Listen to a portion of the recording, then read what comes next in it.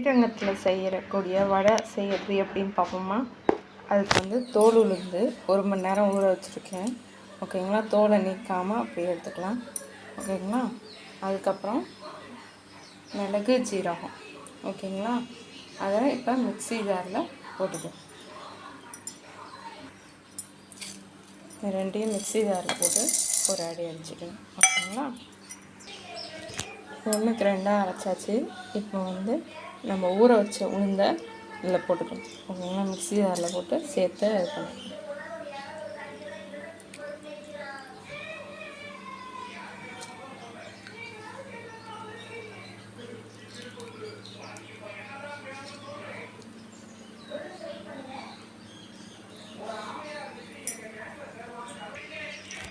கொஞ்சமாக லைட்டாக தண்ணி சேர்த்துக்கணும்.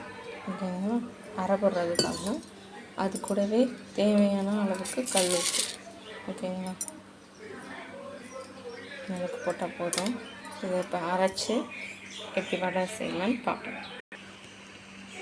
இந்த அளவுக்கு அரைச்சிக்கணும். அதுக்கும் ரொம்ப பேஸ்ட்டாக அரைக்கக்கூடாது. கொஞ்சம் திப்பியாக அரைச்சா போதும். அப்போ தான் வடை சாப்பிடும்போது நல்லா மொறுமொறுப்பாக நல்லா ருசியாக இருக்கும்.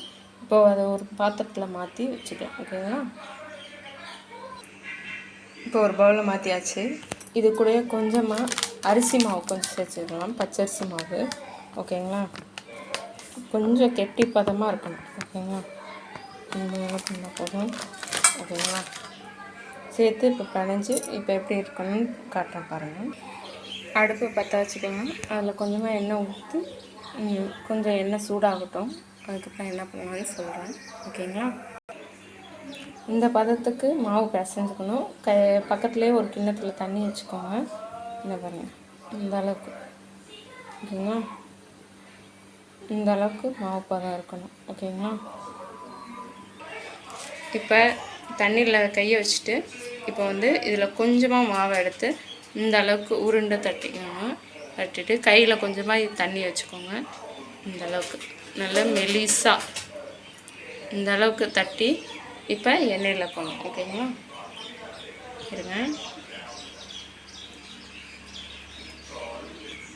நல்லா மெலிசாக தட்டி, இல்லாட்டி ஒரு பேப்பர் இருந்தால் அதுலேயும் போடலாம். ஓகேங்களா.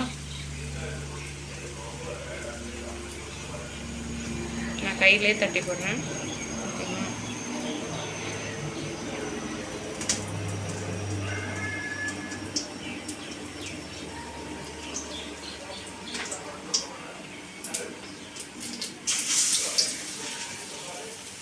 ஓகேங்களா.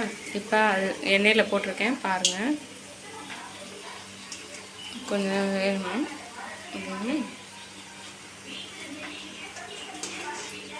முஸ்ஸுன்னு ஆகிடுச்சு. பார்த்தீங்களா.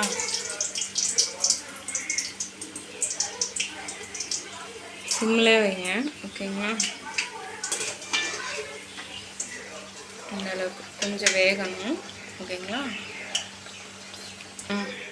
இந்த அளவுக்கு சவுந்திருக்கணும். ஓகேங்களா. இந்த அளவுக்கு இருந்தால் போதும். இப்போ ஒரு பிளேட்டில் மாற்றிக்கலாம். ஓகேங்களா. இப்போ இந்த அளவுக்கு நல்லா இதாக இருக்கணும். நீங்கள் பாருங்கள், பிச்சு பார்த்தாலே நல்லா தெரியும். இந்த அளவுக்கு ருசியாக இருக்கணும். ஓகேங்களா. பார்த்தீங்களா, நம்ம ஸ்ரீரங்கத்தை வடை ரெடி ஆயிடுச்சு. வெறும் 10 நிமிஷத்தில் ரெடி ஆயிடுச்சு. பார்த்தீங்களா. இந்த நம்ம ஊற வைக்கிறது மட்டும்தான் 1 மணி நேரம். மற்றபடி நம்ம இது பண்ணுறதுன்னு செய்யறது 10 நிமிஷம்தான். அவ்வளோதான், ரெடி ஆச்சு. இதே மாட்டம் நீங்களும் செஞ்சு பாருங்கள். எப்படி இருந்துச்சுன்னு சொல்லுங்கள். லைக் பண்ணுங்கள், ஷேர் பண்ணுங்கள், கமெண்ட் பண்ணுங்கள், சப்ஸ்கிரைப் பண்ணுங்கள். தேங்க்யூ. குட் பாய்.